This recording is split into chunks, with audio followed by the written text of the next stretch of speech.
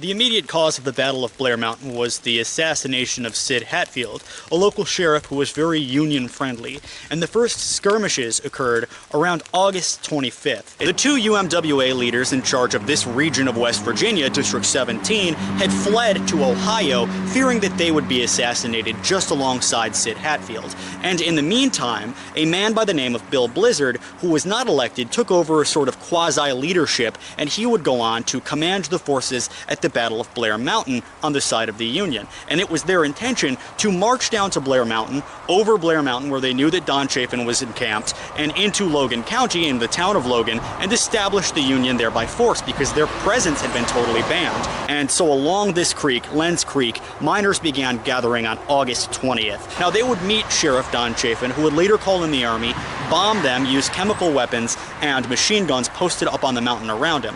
And amid rumors of further murders of activists in Kanawha County, people in the town of St. Albans, who were also supporting the miners because they gathered in several different small towns around here, hijacked a train that was led by the Chesapeake and Ohio Freight Company, named it the Blue Steel Special, and then drove further down south to meet advanced columns of marchers, and they all headed along with the regular marchers to Blair Mountain.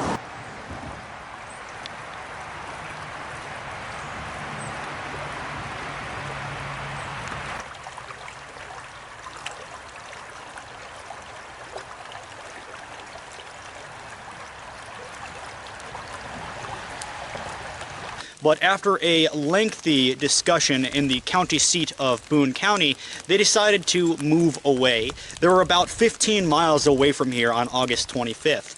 However, Don Chafin, the sheriff who had been tasked with setting up posts on the mountain behind me, which is now purple, means that the owner will use deadly force if you trespass, but the battlefield is through here. And they say that Don Chafin did not want to let these miners pass through the county. And so he set up posts on this mountain to encounter them if they were surrendered or not. And with him was the U.S. Army with their machine gun nests and a number of small aircraft flying over. Now, Warren Harding, who was president at the time, had threatened to use Army MB-1 bombers, used smaller aircraft and dropped homemade improvised explosives and leftover explosives from World War I on the miners. They were out for blood. And so that's what they got here at the Battle of Blair Mountain, beginning all out on August 29th.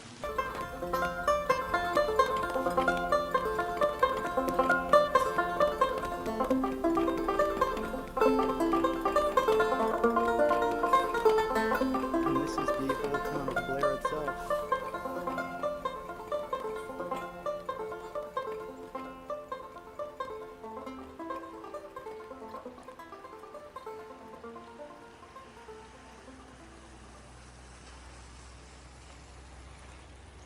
When talking about the Battle of Blair Mountain, it's necessary to remember that these miners had actual accomplishable goals, and their goal was to go from Boone, where negotiations were being held, down to Logan, because they realized that these negotiations would not head anywhere, and when the killers of Sid Hatfield were just let go, they realized that they needed to take matters into their own hands. And their goal was to march down to Logan, but they were met by Don Chafin's men here at Blair Mountain. And it's also necessary to remember that the Don Chafin's men, the posses, the militias, these were all private police, and they didn't really get any help from the federal government until around September 2nd. In fact, the governor of West Virginia requested help from the National Guard only on August 30th. So it took a while, and most of the bomb droppings, most of the poison gas was most likely done around the time from August 29th to September 1st, because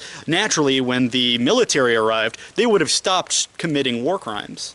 When I first began researching the Battle of Blair Mountain, I didn't realize to what extent it resembled regular actual warfare. And it was a war, a second civil war fought here in West Virginia. By August 29th, miners began commandeering trains around West Virginia, painting them and then traveling down to Blair. And it was said that around this time, the sheriff and a general who was from Maryland.